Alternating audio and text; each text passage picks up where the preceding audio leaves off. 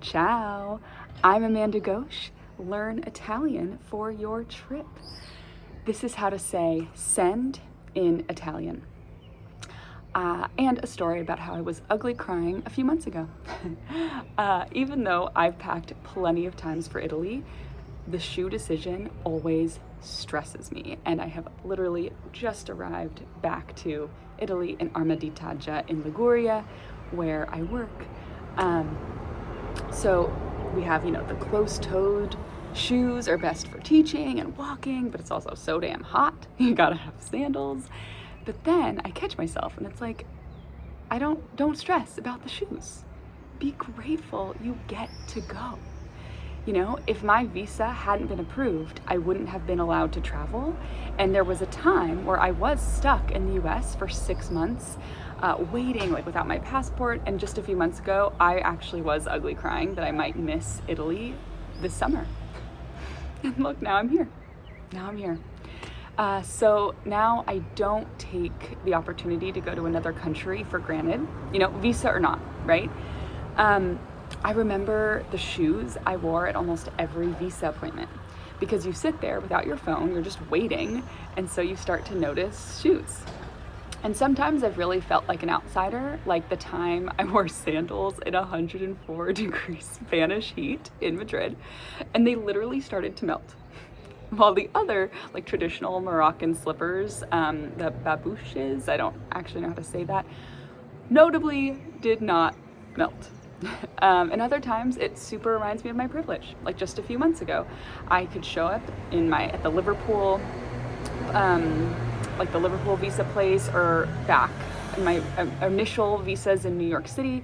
I just show up in dirty gym shoes, dressed really casually, and I'd see other people around me wearing leather shoes and much more formal clothes. And because of how I look, how I speak, I really didn't have to think about looking presentable,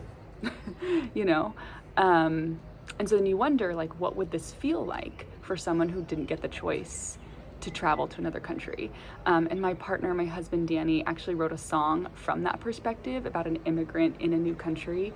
It hits really close to home because I also teach English to immigrants and refugees, and have just been working with a new family who have just moved to Liverpool from Gaza.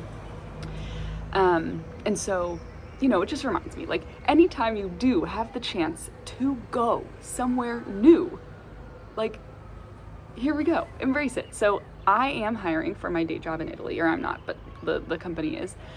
So if you want to teach English or perform, for this, there's no Italian needed, but I can help you if you want to learn Italian and make your trip even more fun and more rich and have a more cultural experience. But in general, right now particularly, this is the summer camp season. If you want to teach English, in a fun way, and play games and have fun with Italian kids. And this is actually where my summer this is also where the summer meet cute happens. Those words, I'm still very jet lagged. It's actually where I met my partner, just at a summer camp, really similar to this. So if you know someone who wants to spend a few weeks in summer, 2 weeks minimum, or could do 6 weeks or longer, or if you want to jump into a last minute substitute spot during the school year, teaching English in schools or at camps, or if you're interested in performing theater arts, please send them the link below, and so that they can have this opportunity. If you are reading the blog, you can see the picture of me showing off my new Italian shoes, and apparently also doing ballet near Lake Como.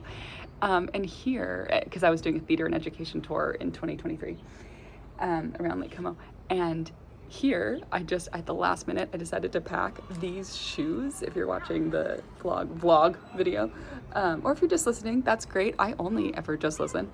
I bought these when I was first studying abroad in Rome in 2014. Shout out to Ava as I wore these, because you gotta know how to walk on the cobblestone steps. Okay, anyways.